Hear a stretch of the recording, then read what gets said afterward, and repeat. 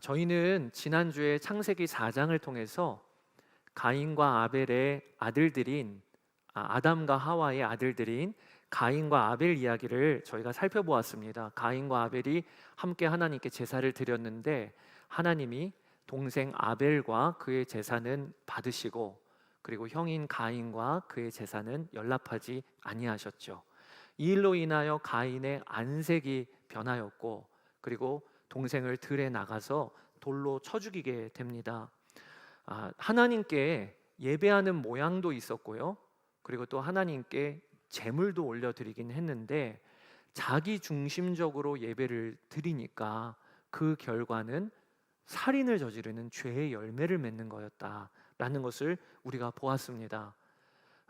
그래서 가인은 이 일로 저주를 받고 평생을 유리방황하면서 떠도는 신세가 됩니다. 여러분, 아담과 하와 입장에서는 졸지에 두 아들을 잃어버린 거예요. 둘째 아들은 죽고 또 첫째 아들은 살인자가 되어서 떠돌아다니는 신세가 됐으니까, 그러니 얼마나 낙심이 심했을까요? 그런데 하나님께서는 아담과 하와에게 은혜를 주셔서 또 다른 아들을 얻게 하셨어요. 그 아들의 이름이 셋입니다. 오늘 본문 창세기 4장 25절에 아담이 자기 아내와 동침하였다. 마침내 그의 아내가 아들을 낳고 말하였다.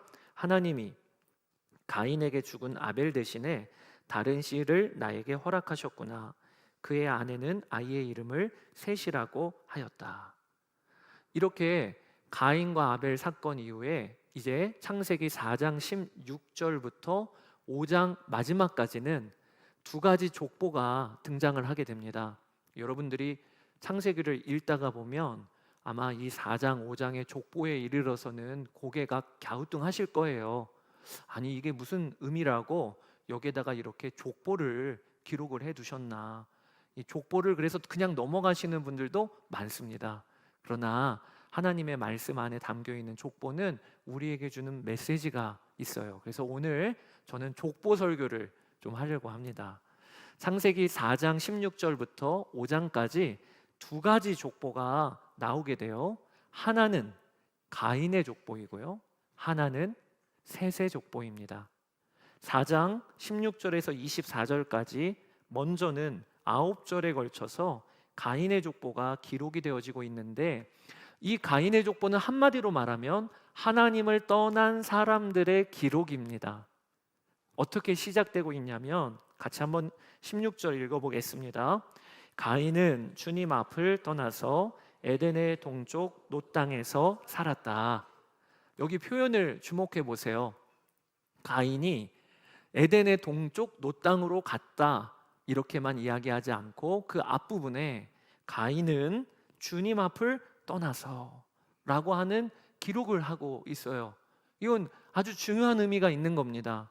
가인은 동생을 죽인 후에 그리고 나서 놋 땅으로만 간 게 아니고 주님 앞을 떠났다고 성경은 드러내고 있는 거예요.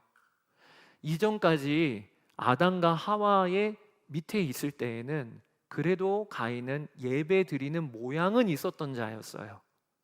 그리고 또 하나님의 이름은 불렀던 자였어요. 그러나 이제는 아예 하나님을 떠나게 됐어요. 그래서 예배도 없고 하나님의 이름을 부르는 일도 없는 일이 이제 가인의 족보에 담겨 있게 됩니다. 10명의 이름이 등장을 하는데 10명 중에 누구도 예배하였다, 여호와 하나님의 이름을 불렀다 라고 하는 기록이 없는 거예요. 그러니까 이 창세기 4장의 가인의 족보는 하나님을 떠난 사람들의 이야기가 담겨 있는 것입니다. 이 가인의 족보 중에 우리가 눈여겨볼 사람이 있는데 그게 바로 가인의 6대 손인 라멕이라고 하는 사람입니다. 이 라멕은 다른 사람들과 다르게 족보가 길게 이름이 되어 있어요. 다른 사람은 누구를 낳았더라, 누구를 낳았더라 이 정도의 기록이었다면 라멕 때에는 여러 가지 라멕에 대한 이야기들이 많이 기록이 되어집니다. 첫 번째는 19절에 라멕은 두 아내와 함께 살았다. 한 아내의 이름은 아다이고 또 한 아내의 이름은 실라이다. 여러분, 창세기 2장에 보면 하나님께서 아담과 하와를 부부로 묶어주시면서 하신 말씀이 있어요. 그러므로 한 남자가 한 여자와 둘이 한 몸이 될지라. 그러니까 부부는요, 한 남자와 한 여자의 결합이 부부고, 그리고 그 부부가 기초가 되어서 가정이 세워지는 것이 하나님의 창조 질서 디자인이에요. 그런데 오늘 라멕을 보니까 그는 두 아내를 맞이하였다라고 기록이 되어지고 있어요. 하나님을 떠나 하나님의 질서를 흔드는 라멕의 모습을 보여주고 있는 것이죠. 그 당시 고대 시대에는 아내들이 많았다라고 하는 것은 그대로 부와 권력을 상징하는 거였어요. 그러니까 라멕은요, 누가 가르쳐 주지도 않았는데 하나님을 떠나 살면서 자연스럽게 자신의 힘으로 아내들을 두고 그리고 힘으로 통치를 하기를 시작을 합니다. 23절부터 24절에 제가 읽을게요. 라멕이 자기 아내들에게 말하였다. 아다와 실라는 내 말을 들어라. 라멕의 아내들은 내가 말할 때 귀를 기울여라. 나에게 상처를 입힌 남자를 내가 죽였다. 나를 상하게 한 젊은 남자를 내가 죽였다. 가인을 해친 벌이 7갑절이면 라멕을 해치는 벌은 77갑절이다. 여러분, 라멕의 고백이 무슨 뜻입니까? 지금 아내 둘을 데려다 놓고 자랑을 하고 있는 거예요. 나에게 상처를 준 그 남자 내가 죽였다. 나를 상하게 한 그 젊은 남자도 내가 죽였다. 뭐가 문제야? 되들어봐. 내가 그러면 77배로 갚아줄 거야. 지금 라멕이 얼마나 하나님을 떠나 폭력적이고 억압적으로 삶을 살고 있는지를 보여주고 있는 거예요. 하나님의 형상을 잃어버리니까 살인도 서슴지 않고, 그리고 그것을 자랑 삼아 이야기하고 있는 게 라멕의 기록인 것입니다. 여러분, 이걸 보면서 여러분 어떤 생각이 드세요? 그 당시에는 원시 시대니까 그렇게 폭력적일 수 있지. 그 당시에는 도덕과 윤리가 아직 자리가 잡히지 않아서 사람을 죽일 수도 있지. 그런 생각이 드신다면 그러면 잘못된 생각입니다. 왜냐하면 지금도 라멕이 너무 많거든요. 우리가 사는 이 시대에도 누가 나를 조금이라도 상하게 하면 죽일 듯이 달려듭니다. 누가 나에게 상처를 입히면 그 사람 죽이려고 그렇게 달려드는 폭력적인 시대를 우리가 살고 있는 거예요. 그걸 우리는 봐요. 인터넷상에서 그 키보드로 사람을 인격을 모독하고 그 사람을 죽이는 말을 서슴지 없이 하는 게 우리가 사는 시대예요. 그러니까 하나님을 떠난 인간은요, 예나 지금이나 똑같습니다. 다를 바가 없습니다. 힘 있는 자가 없는 자를 억압하고 폭력으로 다스리는 거예요. 가인의 족보를 통해서 하나님은 우리에게 드러내주고 계신 거예요. 하나님을 잃어버렸더니 하나님의 형상을 닮은 사람을 귀히 여기는 게 아니라 오히려 힘 있는 자가 억압을 하고 심지어는 죽이는 걸 자랑하기까지 하는 대로 나아가는 게 창세기 4장에 가인의 족보에 담겨 있는 거예요. 이 족보를 우리가 하나가 보게 되고요, 그 다음에 이어지는 5장의 족보는 셋의 족보입니다. 그런데 셋은 어떤 사람이냐? 방금 말씀을 드렸듯이 가인과 하벨이 죽고 그리고 떠나고 나서 아담과 하와가 얻은 게 셋인데, 그런데 성경에 보니까 이 셋이 또 그 아들을 낳고 이름을 에노스라고 붙여줍니다. 그리고 성경에 아주 특별한 기록이 있는데 그 에노스 때에 사람들이 비로소 여호와의 이름을 불러 예배하였다. 그게 바로 창세기 4장 26절인데 이 말씀이 아주 중요한 말씀이니까 한번 함께 읽어보겠습니다. 셋도 아들을 낳고 사람들이 주님의 이름을 불러 예배하기 시작하였다. 아니, 무슨 일이 있었길래 가인의 족보에는 하나님의 이름을 부르는 것도 없고 예배하는 것도 없었는데, 아니 셋이 에노스를 낳았는데 그때에 비로소 사람들이 주님의 이름을 부르기도 하고 예배도 시작하게 됐을까? 여러분, 그 비밀은요, 에노스라고 하는 이름에 담겨 있습니다. 에노스라고 하는 이름은요, 그 뜻이 죽을 수밖에 없는 자라는 뜻이에요. 죽을 수밖에 없는 자. 셋이 자신의 아들에게 이름을 붙여주기를 죽을 수밖에 없는 자라 이렇게 붙여준 거예요. 우리도 자녀를 낳으면 그 자녀 이름 예쁘고 아름답게 붙여주려고 얼마나 애씁니까? 저도 저희 두 딸 이름 붙여주려고요 기도 많이 했어요. 그래서 이름을 붙여줬는데, 아니 셋은요 자기의 아들의 이름을요 지금 이 시대로 하면 꼭 이런 거예요. 최죽음, 이죽음 이렇게 이름을 붙여준 거예요. 아니 자녀 이름을 어떻게 이렇게 붙여주냔 말이에요. 셋은 분명한 믿음의 고백을 하고 있는 거예요. 자녀에게 너도 이걸 알아라 라고 이름까지 붙여준 거예요. 그게 뭐냐? 우린 하나님 아니야. 우리는 피조물이야. 그리고 우리는 죄를 지어서 죽을 수밖에 없는 자들이야. 이것을 셋이 인정을 했고, 그리고 그것을 자녀에게 이름까지 지어주었다는 것입니다. 이걸 기억하라고. 이전까지는 가인과 그의 후손들에게는 내가 하나님이었어요. 법을 정해도 내가 정하는 거예요. 나에게 공격하는 사람 벌이 77배야. 그렇게 람에게 으름장을 놓았어요. 그런 세상에서 셋은 고백이 달랐어요. 오히려 하나님은 내가 아니고 여호와 하나님이 하나님이시고, 나는 그분 앞에서 피조물이야. 나는 죄로 인하여 죽을 수밖에 없는 자야. 이 고백이 나오니까 성경에 보니까 그때에 비로소 사람들이 여호와의 이름을 불러 예배하기 시작하였다. 여러분, 이것은 우리에게 아주 중요한 메시지를 주는 거예요. 어떤 메시지냐? 예배의 출발점은 하나님 앞에서의 겸손입니다. 오늘도 우리가 이 자리에 몸 와서 앉아 있는다고 예배하는 게 아닙니다. 우리의 고백이 분명해야 합니다. 이 시간에 우리의 왕이 누구십니까? 하나님이세요. 나는 어떤 자입니까? 죽을 수밖에 없는 자예요. 나는 피조물이에요. 그래서 오늘도 내가 좋은 예배가 아니라 하나님이 좋으신 예배, 거기에 내 마음을 쏟고 거기에 예배에 초점을 들여서 드리는 게 예배라는 거예요. 그 이야기를 오늘 말씀을 통해 우리가 알게 되는 겁니다. 여러분, 신앙생활도 마찬가지예요. 우리의 신앙생활은 언제 시작을 하는 것이냐? 주일에 예배 시간에 맞춰서 이 자리에 와 있는다고 신앙생활을 하는 게 아니라, 우리의 신앙생활은요, 주님, 제가 에노스입니다. 저는 죽을 수밖에 없는 자입니다 라고 인정하는 거기에서부터 우리의 신앙은 출발하게 되는 겁니다. 카일 아이들만 목사님이시라고 아주 유명한 그 기독교 작가세요.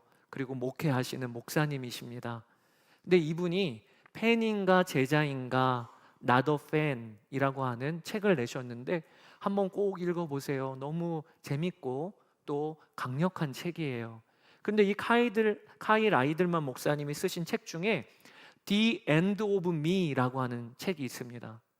책 이름이 나의 끝이라는 뜻이에요. 이렇게 써서 내면 누가 읽을까 모르겠어요, 이 책이. 그런데 이 책의 내용이 이렇습니다. 예수님을 믿으려면 반드시 거쳐야 하는 단계가 The End of Me라는 거예요. 내가 왕노릇하던 삶이 끝나야 하고 나의 뜻대로 살던 삶이 끝나는 그 지점에서 예수님을 만나게 된다는 것입니다. 왜냐하면 진정한 왕을 만나려면 거짓 왕은 끝나야 된다는 거예요. 진정한 왕을 만나려면 거짓 왕 노릇했던 나는 죽어야 된다는 거예요. 그래서 이 The End of Me라고 하는 원제 책의 제목을 한국어로 번역하면서 뭐라고 번역을 했냐면 너무 탁월하게 번역했어요. 나의 끝, 예수의 시작. 나의 끝, 예수의 시작. 여러분, 우리가 예수님을 믿는다는 걸 한마디로 정의하면 저 비올드 교회 다닙니다, 저 집사입니다, 권사입니다. 아니에요. 내가 예수님 믿는다는 건 뭔가 나는 끝났고 예수님이 시작하셨습니다. 내 삶에 나는 종료를 했고 예수님이 이제 나를 통해 역사하십니다. 이게 신앙생활이에요. 우리가 아담으로부터 셋으로 이어지는 창세기 5장의 족보에서 이 에노스를 보며 나는 죽고의 복음을 발견하게 되는 것입니다. 여러분은 오늘 예배 드리시면서 맞아요, 저는 에노스예요, 저는 죽은 자예요, 저는 그게 저에게 복음이에요, 이 고백이 분명하십니까? 저는 2009년에 나는 죽고의 복음을 만났어요. 그때가 제 인생의 가장 밑바닥을 쳤을 때입니다. 결혼한 지 2년이 지난 그 어느 날 저희 아내가 우울증에 걸려서 저에게 이별을 통보한 게 2009년이에요. 남편이랑 더 이상 못 살겠어. 부부관계가 그렇게 무너져 있었고요. 그리고 제 개인적으로도 아주 은밀한 시간에 무너지는 습관이 반복이 되었던 시기였습니다. 이상하게 주일 저녁만 되면 그렇게 마음이 공허한 거예요. 말씀을 잘 전해도 공허해요. 말씀을 죽을 쓰면 더 공허해요. 그래서 주일 저녁만 되면 방에 들어가서 아내에게 내 방 들어오지 마, 이제부터는 나만의 시간이야, 나 스트레스 받았다고 하면서 방에 들어가서 밤새도록 영화를 다운로드 받아서 보는 거예요. 그런데 요즘 나오는 영화가 얼마나 폭력적인가요? 얼마나 선정적인가요? 그러니까 주일 사역, 거룩한 사역을 하고 저녁이면요 머리에다가 계속 폭력만 담는 거예요. 음란만 담는 거예요. 이게 한 주, 두 주 이어지고 그게 습관이 되다 보니까 제 안에 어떤 마음이 드냐면 나는 이중적이야, 나는 너무나도 사람들을 속이는 이중인격자야, 이런 마음이 제 안에 들어왔어요. 그리고 그때 결정적으로 저 안에 완전히 저를 결정타로 날렸던 것이 중고등부 사역을 하면서 경험했던 절망이었습니다. 저는 열심히 사역했어요. 새벽에 나가서 거의 자정이 될 때까지 우리 중고등부 아이들 야간 자율학습 끝나면 봉고차 끌고 가서 학교 앞에서 큐티 시키고 그리고 집까지 데려다 주는 일을 제가 했어요. 그래서 오해를 많이 받았어요. 학원에 운전기사인 줄 알고. 그렇게 열심히 사역을 하니까 80명에서 100명, 120명, 150명 인원이 늘더라고요. 저는 거기에 최선을 다했어요. 왜 최선을 다했냐? 가정도 무너져 있었고 개인적으로도 무너져 있었지만 그렇게 사역이라도 내 존재를 증명하고 싶었어요. 사역 잘하네, 아주 장래가 기대가 돼, 이런 말을 듣는 게 저의 기쁨이었어요. 제가 중고등부 사역을 담당할 때 인천에 가장 낙후된 지역이라서 저희 아이들 중에는 가정 형편이 좋지 않은 아이들이 여럿 있었습니다. 부모님이 안 계신 아이들, 할머니 할아버지랑 사는 아이들. 그런데 그 중에서도 한별이라고 하는 한 남자아이가 있는데 그 아이는요 정말 사정이 딱한 아이였어요. 기억도 나지 아니할 때 그 어머니가 아들 둘 남겨놓고 도망을 갔어요. 그리고 한 번도 그 어머니 얼굴을 못 봤습니다. 아버지가 아이들이 어린이집을 보낼 때 어린이집 선생님과 재혼을 했어요. 그리고 그 사이에서 딸 둘을 낳네요. 그러니까 그 가정에 아이만 넷이에요. 아들 둘, 딸 둘. 그러다가 아버지가 초등학교 때 간암으로 소천하셨어요. 그러니까 졸지의 그 새 어머니 입장에서는 남편이 먼저 낳은 아들 둘 그리고 딸 둘, 4명을 어떻게 키워요? 그러니 지금 제가 생각을 해보면 그 어머니 입장도 이해가 되지요. 아이들을 돌볼 여력이 없는 거지요.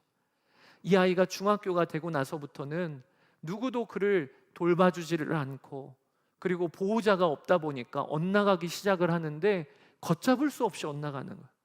하루 가출하다가 나중에는 일주일을 가출하다가 그리고 가출만 하는 게 아니라 아이들과 어울려 강도짓을 하고 도둑질을 하고 이런 일들이 벌어지는 거예요. 보호자가 없으니까 교회 전도사인 제가 이 아이의 보호자가 되었어요. 그래서 학교 징벌위원회도 가서 선처를 구하기도 하고 어떨 때에는 파출소에 가서 거기에서 제가 무슨 기록을 작성해서 이 아이에게 이 탄원서로 보내기도 하고 그런 식으로 하면서도 제 마음에는 기뻤어요. 이 아이를 섬길 수 있는 게 기뻤고, 그리고 이 아이가 변화될 걸 믿고 기도했어요. 아이가 문제를 일으킬 때마다 잡아와서 손잡고, 너 하나님이 사랑하셔, 하나님이 크게 쓰실 거야, 그렇게 기도도 해줬고, 저희 아내는 밤에 들어오면 아이 재우고 그 다음날 아침에 아침밥 해서 먹이고 교복 다려서 또 학교 보내고 이런 일을 했어요. 저희 아내와 진지하게 우리 양아들 삼아야 되나? 이렇게까지도 고민한 적이 있었어요. 그런데 어느 날 파출소에서 연락이 온 거예요. 근데 파출소에서 연락이 와서 전도사님 빨리 좀 와줘야 되겠습니다. 그래서 가서 보니까 그날도 이 아이가 길거리에 세워져 있는 자전거를 훔치다가 현장에서 그 주인에게 잡힌 거예요. 근데 현장에서 잡혀서 잘못했다고 사과를 구하고 반성을 하면 모르겠는데, 오히려 적반하장격으로 내가 뭘 잘못했냐고 그렇게 주인에게 대드니까 그 주인이 합의를 안 해주고 이런 녀석은 혼나봐야 된다고 그러면서 이 파출소에서 사건이 진행이 안 되는 겁니다. 그러니 저를 부르신 거예요. 빨리 와서 이 주인하고 잘 합의를 봐달라고. 가서 제가 누구냐고 물어보시길래 제가 뭐라고 대답하겠어요? 저 어느 교회 전도사입니다. 저희 교회 아이예요. 그때부터 이분이 작정을 하시고, 그래? 교회 다니는 놈이었어? 그러면서 교회 욕을 그렇게 하시는 거예요. 교회 다니는 것들 진짜 다 쓸모가 없어 하면서 얼마나 교회 욕을 하시고 또 예수님 욕을 하시는지. 저에 대하여 이야기하시면 참을만 하겠는데 교회에 대하여, 예수님에 대하여 그렇게 아주 반감을 갖고 계신 분이었더라고요. 그래서 제가 거기에서 다 듣고 마지막에 용서를 구하고 겨우 합의를 보고 그리고 나오는데, 제 마음이 어떤 마음이 드냐면, 내가 그동안 우리 이 아이에게 너무 오냐오냐 했던 게 이게 잘한 걸까? 매번 기도만 해주고 격려해 준 게 잘한 걸까? 만약에 친아버지가 계시다면 그러면 따끔하게 몽둥이도 들지 않았을까? 그런 생각이 드는 거예요. 그래서 그날은 집으로, 교회로 안 가고요, 야산으로 갔어요. 야산으로. 야산으로 올라가면서 저는 시나리오를 머리에 그렸습니다. 어떤 시나리오를 그렸냐면, 그 당시에 인천에 방주교회 박보영 목사님이라고 하는 분이 계신데, 그분이 거리에 버려진 아이들과 사셨던 간증을 제가 들은 적이 있거든요. 아이들이 하도 안 바뀌니까 나중에는 목사님이 그 아이들한테 몽둥이 들려주면서 자기가 엎드리셨대요. 그러면서 나를 쳐라, 이런 간증이 생각이 나서 저도 머리에 나도 한번 그래봐야 되겠다. 이번에 야산으로 가서 내가 분위기를 아주 험하게 잡다가, 그러다가 때릴 듯 하다가 내가 엎드려서 야 나를 쳐라 이러면은 그 아이가 막 울면서 다시는 안 그럴게요. 그러면 제가 끌어안아 주면서 괜찮아 이제 그런 그림을 그린 거예요. 어둑어둑 지어지고 체육공원 같은 데가 있는데, 이제 거기에 가서 아이 엎드려 뻗쳐 하고, 이제 아이는 엎드려 뻗쳤죠. 그리고 주위에 뭐가 있는지 둘러봤는데 야구 배트가 하나가 있는 거예요. 그래서 제가 그 야구 배트를 잡았어요. 그리고 나서 이제 제 그림은, 너 이럴 거야? 너 이래서 뭐 어떻게 하려고 그래? 그러면서 혼을 내주다가 제가 이제 엎드리는 거였는데, 야구 배트를 잡는 순간 제 마음에 분노가 가라앉질 않는 거예요. 어떤 분노냐? 우리 아내가 그동안 너에게 어떻게 했는데, 내가 너를 위해 그동안 얼마나 헌신했는데 이게 뭐야? 라는 분노가 가라앉지 않으면서 제가 그 야구 배트를요 크게 휘둘렀어요. 퍽 소리와 함께 이 아이가요 어디 맞았는지 모르겠는데 대굴대굴 구르는 거예요. 여러분, 한 대만 때렸습니다. 그런 눈으로 또 쳐다보시면, 한 대 때렸어요. 네, 한 대를 때리고 나서 제가 멈춰지지를 않는 거예요. 제대로 서 하면서 또 때리려고 하는데 약수를 뜨신 어떤 한 어르신이 내려오면서, 아니 건장한 체격의 남자가 막 야구방망이 휘두르고 있으니까 그 사람도 놀라서요 거기 뭐 하는 거예요? 그러는 거예요. 제가 뭐라고 대답을 해요? 저 전도사입니다 이렇게 할 수 있나요? 그래서 야구방망이 던져놓고 집으로 도망쳐 왔어요. 아이 그대로 놔두고, 그리고 제가 집으로 돌아왔는데 그날 저녁에 한숨 잠을 못 자고 온몸이 바들바들 떨리더라고요. 내가 뭐 한 거야? 내가 방금 뭐 한 거야? 그리고 그때 비로소 하나님께서 저의 실체를 드러내 주셨어요. 저는 목회자가 되는 것을 어렸을 때부터 꿈꿔왔기 때문에 한 번도 제 인생에 엇나간 적이 없었어요. 그러다가 보니까 제 안에는 어떤 마음이 있었냐면, 나는 죄는 지었지만 비교적 나은 사람이야. 다른 사람에 비하면 나는 그래도 비교적 쓸모 있는 사람이야 라고 생각하는 마음이 제 안에 있었는데, 2009년 그 여름 저녁에 저희 아내는 우울증에 걸려 있고, 저는 은밀하게 죄짓고 있고, 그리고 마지막에 내 생명줄이라고 여겼던 이 사역의 현장마저도 내가 그렇게 사랑한다고 생각했는데, 그날 저녁에 알고 봤더니 하나님이 저의 실체를 드러내 주시는데, 제가 사랑한 게 아니더라고요. 사랑한 게 아니라 이 아이를 이용해서 제 가슴에 훈장을 달고 싶었던 거라는 것을 알게 되었어요. 어떤 훈장이냐? 나 좋은 사역자야. 나 이런 말썽꾸러기 아이도 감당할 수 있는 사역자야 라고 하는 훈장을 달고 싶어서 이 아이를 이용하던 사람이라는 것을 알게 되었어요. 내가 그동안 하나님을 왕으로 섬긴다고 그렇게 열심히 사역을 했는데, 알고 보니까 하나님이 왕이 아니시고 내가 왕이었고, 하나님은 내 사역에 도움 주시는 분, 내 사역 유명케 해주시는 분, 그렇게 이용하고 있었던 나의 실상을 알게 된 그날, 내가 에노스구나. 나는 고쳤을 수 있는 사람이 아니구나. 나는 죄를 한두 개 지은 게 아니라 죄 덩어리구나. 내 근본부터 죄가 있어서 나는 어떻게 할 방법이 없구나 라는 것을 그날 저녁에 바들바들 떨면서 그걸 경험했던 그 해에 나는 죽고 예수로 사는 복음을 만난 거예요. 이전에는 나는 죽었습니다 라고 말하면, 그러면 저는 그냥 귓등으로만 들었어요. 내가 왜 죽어야 돼? 굳이 꼭 저렇게 믿어야 돼? 나는 죽고 저게 어떻게 복음이야? 기쁜 소식이야? 저는 그걸 몰랐어요. 그런데 나의 실상을 발견하고 나니까 나는 철저하게 죄인이고 고쳤을 수 있는 곳이 하나도 없고, 그리고 하나님 보시기에 죄 덩어리고, 나의 실상을 발견하고 나의 절망을 경험하고 나니까 그런 내가 죽었다고 하는 게, 아멘, 할렐루야, 내가 죽었다고 하는 게 복음이라고 붙잡아지는, 그게 2009년이었어요. 사랑하는 여러분, 여러분들에게도 물어보고 싶습니다. 여러분들은 에노스라고 하는 게 인정이 되십니까? 오늘 예배의 자리에 나온 나는 죽을 수밖에 없는 자야. 나는 고쳤을 수 있는 게 하나도 없어. 나는 십자가에서 죽었다고 하는 이 복음이 할렐루야야. 그래야 비로소 하나님을 예배할 수 있는 거예요. 보네퍼 목사님께서 책에 이렇게 쓰셨어요. 그리스도께서는 사람을 부르실 때 와서 죽으라고 명하신다.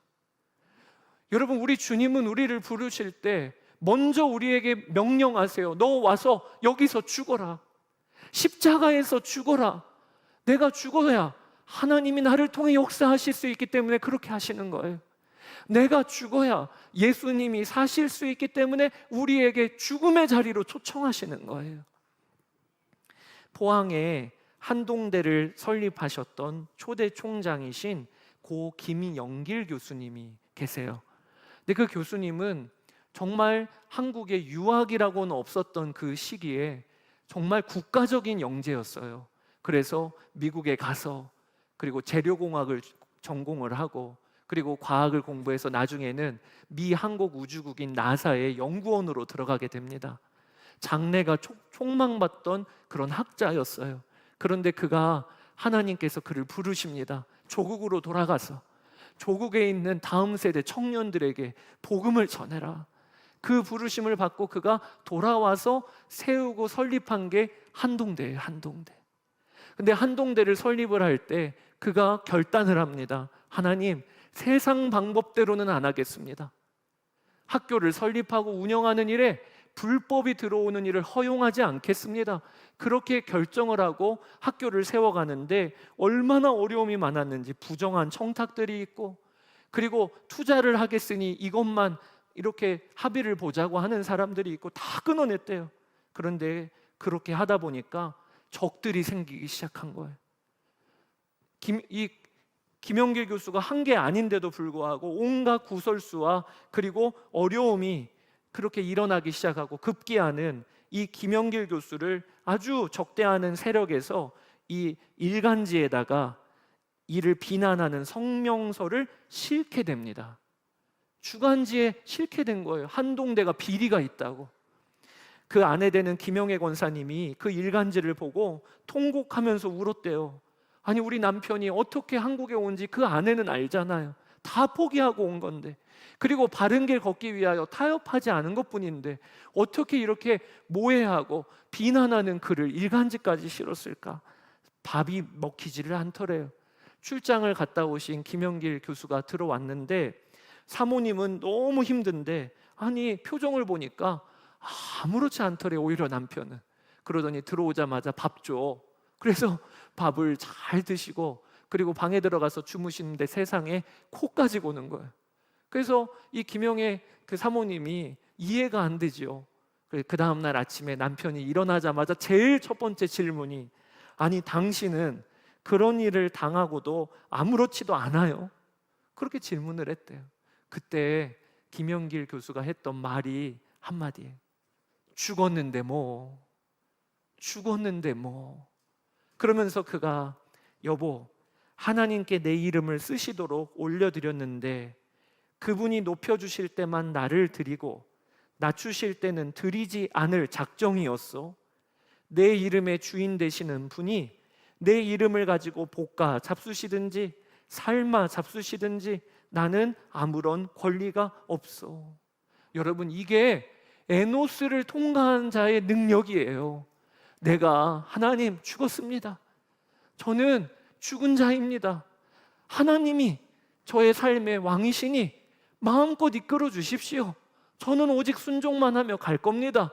그러면 에노스를 통하여 하나님은 역사하시는 거예요. 이게 오늘 세세의 족보에 담겨 있는 에노스, 그 뜻인 거죠. 자, 그 다음에 이어서 창세기 5장의 세세 족보를 우리가 살펴봅시다. 셋부터 시작해서 그 후손이 쭉 이어지게 되는데, 4장에 있는 가인 족보와 비교되는 특징이 무엇이냐면 다 죽었더라라고 마무리가 된다는 거예요.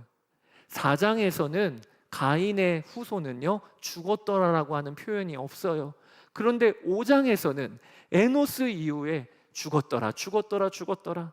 5절, 아담은 모두 930년을 살고 죽었다. 8절, 셋은 모두 912년을 살고 죽었다. 11절, 에노스는 모두 905년을 살고 죽었다. 그러니까 이 창세기 5장의 셋의 족보는 하나님 앞에서 내 끝을 인정한 사람들의 족보입니다. 그들은 모두 죽어서 하나님께로 돌아간 자들입니다. 그런데 이 족보에 특이한 인물이 한 명이 등장해요. 그게 셋의 6대손인 에녹입니다. 에녹. 다른 이는 낳고 자녀 낳고 죽었다, 자녀 낳고 죽었다, 이렇게 이야기하고 있는데 에녹만 그의 인생의 기록이 자세히 담겨 있어요. 이건 마치 창세기 4장에 가인의 6대손이 바로 누구였죠? 라멕이었잖아요. 5장에 셋의 6대손이 에녹이라고 하는 비교를 하고 있는 거예요. 하나님을 떠난 사람들의 대표와 그리고 하나님을 예배하는 사람들의 대표를 그렇게 비교하고 있는 거예요. 에녹이 어떻게 살았는가? 5장 22절 24절 같이 한번 읽어보겠습니다. 에녹은 무드셀라를 낳은 뒤에 300년 동안 하나님과 동행하면서 아들, 딸을 낳았다. 에녹은 모두 365년을 살았다. 에녹은 하나님과 동행하다가 사라졌다. 하나님이 그를 데려가신 것이다. 아멘. 여러분, 창세기 5장은 그러니까 두 명의 인물을 우리에게 드러내주고 있어요. 첫 번째, 죽을 수밖에 없는 자라는 이름의 뜻인 에노스. 그리고 두 번째, 하나님과 동행하며 살았던 에녹. 이렇게 두 명의 인물을 5장에 드러내주고 있는 거예요. 이건 뭘 의미하는 거지요? 사랑하는 여러분, 우리의 신앙생활은요, 에노스부터 시작을 하는 거지만 에노스가 끝은 아닌 거예요. 나는 죽었습니다. 이게 우리의 신앙의 출발이지만 하나님의 목적은 거기에서 머무는 게 아닙니다. 하나님의 목적은요, 에녹까지 나아가야 되는 거예요. 에녹이 어떻게 살았다고요? 하나님과 동행하며 살았다. 여러분, 우리가 왜 죽어야 됩니까? 예수님이 나와 함께 사시려고 그렇게 하시는 거예요. 왕이신 예수님이 내 삶에 살아 역사하시려면 거짓 왕은 죽어야 주님이 역사하시는 거잖아요. 여러분, 이걸 우리가 분명히 오늘 알게 되기를 원합니다. 내가 에노스를 거쳐서 에녹까지 나아갔는가? 내가 나의 죽음을 확인하고 그 다음에는 예수님과 함께 사는 자로 오늘을 살고 있는가? 하나님과 함께 동행하는 자로 오늘을 살고 있는가? 그게 복음의 핵심인 거예요.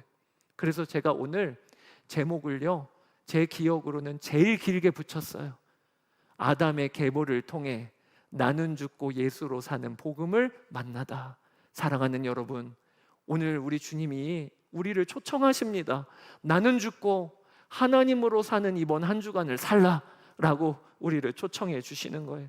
여러분, 이 에녹에게는 특이한 점이 하나 있습니다. 그가 죽었다는 기록이 없어요. 하나님과 동행하다가 하나님이 그를 데려가심으로 세상에 있지 않다라고 오늘 본문에 기록하고 있어요. 성경에 인간이 죄를 짓고 죄가 들어왔지요. 그리고 죄의 열매가 무엇이었냐면 죽음이었습니다. 그런데 이 창세기 5장의 에녹에서 죽음이라고 하는 일이 없는 거예요. 그는 하나님과 동행하다가 하나님이 데려가심으로 세상에 있지 않았다. 여러분, 이걸 뭘 말해주고 있는 겁니까? 하나님과 동행하는 삶이 영생임을 말해주고 있는 거예요. 하나님과 동행하는 삶이 구원인 것을 말해주고 있는 거예요. 이것은 정확히 요한복음 17장에 예수님께서 영생은 무엇인지를 정의해 주셨는데 그것과 일치합니다. 우리 함께 요한복음 17장 3절 읽어보겠습니다. 영생은 곧 유일하신 참 하나님과 그가 보내신 자 예수 그리스도를 아는 것이니이다. 뭐라고 나와 있죠? 영생은요, 그냥 무한대로 길게 사는 거 말하는 거 아니라는 거예요. 영생은요, 우리가 죽고 나면 천국 가는 거, 그게 영생을 말하는 게 아니라 영생은 하나님과 교제하여 하나님을 아는 것이 영생이라는 거예요. 그러니까 오늘 에녹이 그의 육신이 죽지도 않았지만 이 땅에서 어떻게 살았나? 하나님과 동행하면서 영생을 맛보고 누리다가 하나님이 그를 데려가심으로 영생으로 들어갔다. 이거 우리에게 주는 메시지가 있는 거예요. 사랑하는 여러분, 우리 그리스도인들은요, 오늘 여기서부터 하나님 나라 맛볼 수 있습니다. 우리 그리스도인들은 오늘부터 영생을 경험할 수가 있습니다. 그게 에녹까지 나아오라고 하시는 하나님의 초청인 거예요. 찬송가 438장에 내 영혼이 은총 입어 라고 하는 찬양이 있어요. 거기 2절에 뭐라고 기록이 되냐면 주의 얼굴 뵙기 전에 멀리 뵈던 하늘나라 내 마음속에 이루어지니 날로 날로 가깝도다. 주님을 뵙고 주와 동행하면 하늘나라는요, 먼 곳이 아니고 가까운 나라라는 거예요. 그러면서 후렴에 할렐루야 찬양하세 내 모든 죄 사함받고 주 예수와 동행하니 그 어디나 하늘나라. 여러분, 하나님 나라 죽어서 가는 나라 아닙니다. 여기서부터 주 예수님과 동행하면서 하나님과 동행하면서 누리는 나라가 하나님 나라인 거예요. 오늘 창세기 5장을 통해서 저는 여러분들에게 초청하고 싶어요. 라멕처럼 살았던 분 계십니까? 이 땅에 내가 왕이라고 여기고 내가 어찌든지 지위가 높아지고 더 많이 가지고 그것만 쫓아 사셨던 라멕과 같은 인생을 사신 분 계십니까? 여러분, 그 인생에서 돌이켜야 돼요. 어디로 나아가야 되냐? 나는 유한한 존재입니다. 나는 죽을 수밖에 없는 에노스입니다. 그렇게 하나님께 무릎을 꿇음으로 우리의 신앙생활은 출발하는 거예요. 그리고 여러분들 중에 에노스에 머물러 있는 분이 계십니까? 나는 죽었어요. 나는 절망이에요. 여기 확인하고 끝나는 게 주님의 계획 아닙니다. 어디까지 나아가냐? 하나님과 오늘도 동행하면서 여기에서부터 하나님 나라 맛보는 에녹처럼 살라고 우리를 초청하시고 불러주신 거예요. 그 은혜를 누리시는 여러분 되시기를 주의 이름으로 축복합니다. 제가 제 간증 마무리하고 그리고 찬양하기를 원하는데요, 교회가 1년 6개월 정도 이제 개척하여 교회가 오면서 저희 선배 목사님들이 그런 얘기를 하셨어요. 개척교회 하면 그러면 나 요즘에 심장이 두근두근거려서 밤에 잠을 못 자, 막 이런 얘기를 선배 목사님들이 하시는 거예요. 저는 그 이야기 들을 때마다 잘하시지 그러면, 아니 우리 못하셔서 그런 거 아니야? 이런 생각을 했어요. 아니 목사님이 잘하시면 그게 뭐 그런 일이 왜 있겠어. 그런데 저도 한 1년 6개월 지나가 보니까 우리 다른 게 아니라 목회하는 일이 만만치가 않더라고요. 매번 제가 경험하는 게 나는 능력이 없는 자이구나. 나는 교회를 세울 수 있는 능력이 내 안에 아무것도 없구나. 그저 나 에노스이구나. 이걸 요즘에 너무 많이 경험해요. 제가 비올드 교회를 섬길 수 있는 일에 지혜가 없어요. 능력이 없어요. 그래서 요즘 들어 제가 오늘 말씀을 묵상하면서 하나님 앞에서 주님, 제가 에노스예요. 제가 에노스예요. 그렇게 고백을 드린 게 얼마나 많았는지 몰라요. 그러다가 이번 주에 민수기 성경 한 장을 저희가 함께 묵상을 해오고 있잖아요. 그런데 민수기 성경 한 장 중에 그 장면을 여러분 기억하십니까? 거짓 선지자 발람이 이스라엘 백성들을 바라보면서 그 저주를 해달라고 처음에는 왔는데 하나님께서 감동을 주시니까 이스라엘 백성을 보면서 막 저주가 아닌 너무나도 아름답다고 막 축복을 해주는 거예요. 제가 그날 민수기 말씀을 묵상하다가 하나님이 제 마음에 이런 마음을 주시는 거 있죠. 내가 너를 볼 때 이와 같단다.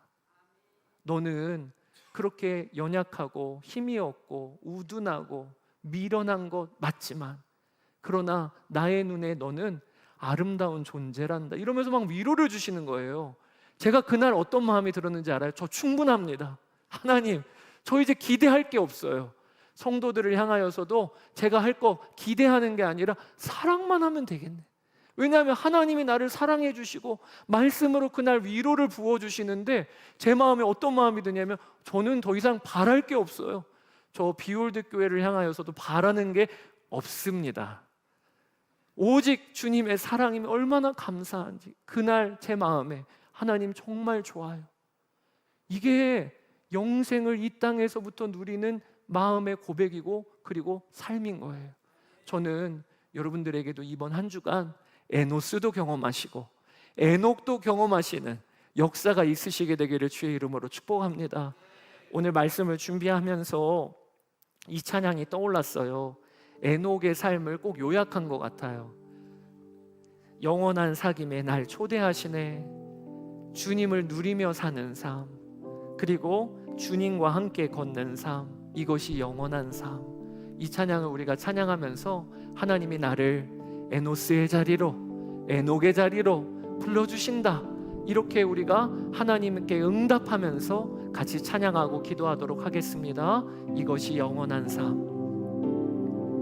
영원한 사귐에, 영원한 사귐에 날 초대하시네. 주님을 누리며 사는 것, 날 지으신 대로, 날 지으신 대로, 날 부르신 대로 주님과 함께 걷는 삶. 영원한 사귐에, 영원한 사귐에 날 초대하시네.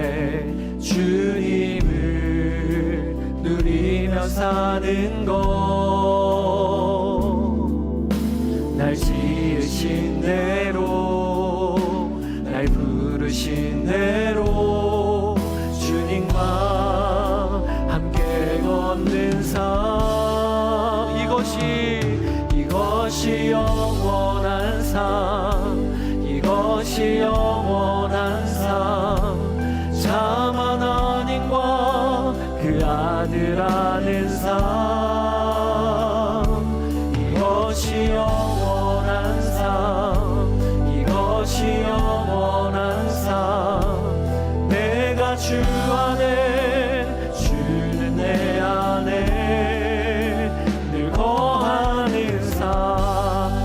다시 한번 고백합시다. 영원한 사귐에 날 초대하네. 에녹의 자리로 나오라 하십니다.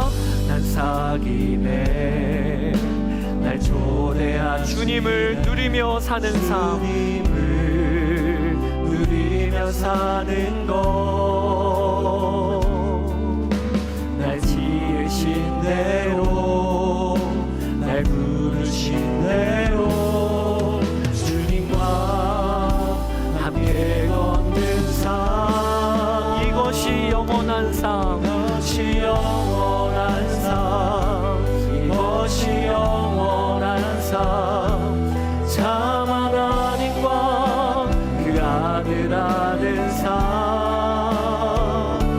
이것이 영원한 삶, 이것이 영원한 삶. 내가 주 안에, 주는 내 안에 거하는 삶. 할렐루야, 할렐루야. 찬양하세. 내 모든 죄 사함받고 주 예수와 동행하니 그 어디나 하늘나라. 할렐루야, 찬양하세. 할렐루야, 찬양하세. 내 모든 죄 사함받고 주 예수와 동행하니, 동행하니 그 어디나 하늘나라. 아멘, 아멘. 이 시간에 우리 기도할 때 하나님께서 먼저는 우리를 에노스의 자리로 초청하십니다. 여러분, 저는 죽을 수밖에 없는 자입니다. 저는 소망이 없는 자입니다. 그래서 하나님만 붙듭니다. 여러분, 이 고백으로 나아오셨나요? 왕은 하나님이시고 나는 왕이 아닙니다. 이 고백으로 예배하고 계신가요? 이 시간에 우리 먼저 결단하며 하나님께 믿음으로 고백합시다. 주여, 저는 에노스입니다. 제가 왕노릇하는 삶을 그치고 주님을 왕으로 모시고 사는 이번 한 주간의 삶을 살게 하여 주시옵소서. 그래서 비로소 내 삶에 예배가 회복이 되어지고 우리 주님과 교제하는 첫걸음을 떼게 하여 주시옵소서. 우리 그렇게 고백하며 나아가기를 원합니다. 주님의 이름 한번 부르고 기도하며 나아가겠습니다. 주여. 아버지 하나님, 우리 주님을 찬양합니다. 아버지 하나님, 오늘도 우리가 기도의 자리에 나와 예배의 자리에 나와 아버지 하나님, 내가 에노스입니다. 내가 죽을 수밖에 없는 자입니다. 내가 주님 앞에서 나의 소망이 없음을 고백하며 하나님만 나의 소망으로 붙잡습니다. 하나님만 나의 소망으로 붙잡습니다. 아버지, 우리가 그렇게 고백하며 그렇게 결단하며 나아가게 되기를 원합니다. 아버지, 나의 끝이 예수님의 시작이 되기를 원합니다. 나의 끝이 예수님의 시작, 나의 끝이 복음의 시작. 하나님, 그 걸음을 떼는 우리의 삶이 될 수 있도록 아버지 하나님 역사하여 주소서. 오늘도 아버지 하나님 주의 은혜를 의지하여 나아가오니 아버지, 예배하러 나온 우리의 마음의 문을 열어주셔서 우리가 아버지 하나님 주님 앞에서 철저하게 소망 없는 에노스임을 고백하며 비로소 하나님의 이름을 부르고 예배하는 삶이 시작이 되어지는 역사가 우리의 삶 가운데 일어나게 되기를 갈망하고 원합니다. 아버지 하나님, 먼저는 죽으라고 우리를 초청하시는 주님의 부르심에 응답하여 하나님, 나의 죽음을 주님께 올려드립니다. 나의 죽음을 주님께 올려드립니다. 아버지 하나님, 역사하여 주소서. 아버지 하나님, 감사합니다. 주님 찬양합니다. 아멘, 아멘, 아멘. 여러분들 중에 에노스의 자리에만 머물러 있는 분이 있다면 하나님의 계획은요, 내가 죽었다, 절망이다, 여기에만 머무르는 게 아닙니다. 에녹의 자리까지도 나아라고 하십니다.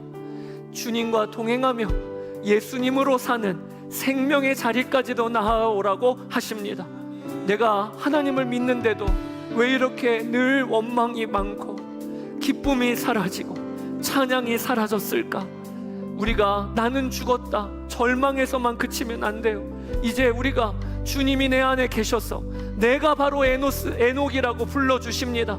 하나님과 동행했던 에녹의 삶은 나에게도 그대로 이루어졌어요. 성령님이 내 안에 오셔서 지금도 떠나지 아니하십니다. 오늘 그렇게 결단하며 우리 하나님, 내가 주와 동행하겠습니다. 나의 일터에서, 나의 학교에서, 가정에서 에녹처럼 주님과 동행하겠다고 결단하는 분이 있다면 가슴에 손을 얹고 이 시간에 같이 기도하기를 원합니다. 하나님, 에녹의 자리까지 나아가겠습니다. 예수님과 사는 자리까지 나아가겠습니다. 이번 한 주간 동안 그렇게 살기로 주의 이름 한번 부르고 기도하며 나아가겠습니다. 주여, 오 나의 주, 나의 아버지 하나님, 아버지 하나님, 우리가 에녹의 자리에서 머물지 아니하게 되기를 원합니다.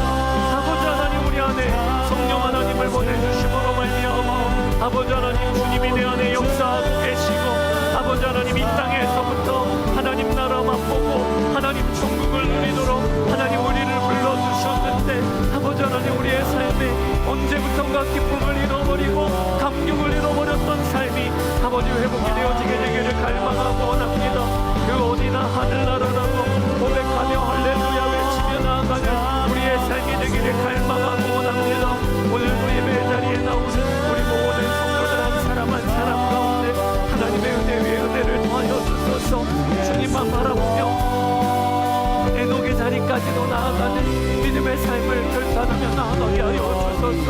아버지 하나님, 감사합니다. 나의 주님, 오늘도 아버지 하나님 기도 위에 기도의 능력을 더하여 주소서. 그대로 기도합시다. 하나님, 에녹은 이 땅에 살 때부터 하나님과 동행함으로 영생을 맛보고 천국을 맛보았다고 하였는데 하나님, 성령 하나님이 내 안에 오심으로 나를 에녹이라고 불러주시고 그 자리까지도 나를 초청해 주시는데 하나님, 어느새 신앙생활하면서 기쁨을 잃어버리고 구원의 감격을 잃어버리고 원망이 가득한 삶을 살았던 것을 회개합니다. 하나님, 다시 오늘 족보를 통하여 에노스의 자리까지도 나아갑니다. 저에게는 소망이 없습니다. 제가 왕이 아닙니다. 하나님이 제 삶의 왕이십니다. 그렇게 주님 붙들게 하여 주시고 그리고 에녹의 자리까지도 나아가게 하여 주셔서 이번 한 주간 우리의 일터와 가정에서 그리고 학교에서 주와 동행하는 하나님 나라 맛보게 하여 주시옵소서. 그리하여 감사와 기쁨이 회복이 되어지게 하여 주시고 예배가 살아나게 하여 주시고 우리가 가는 곳곳마다 하나님의 통치가 임하게 하여 주옵소서.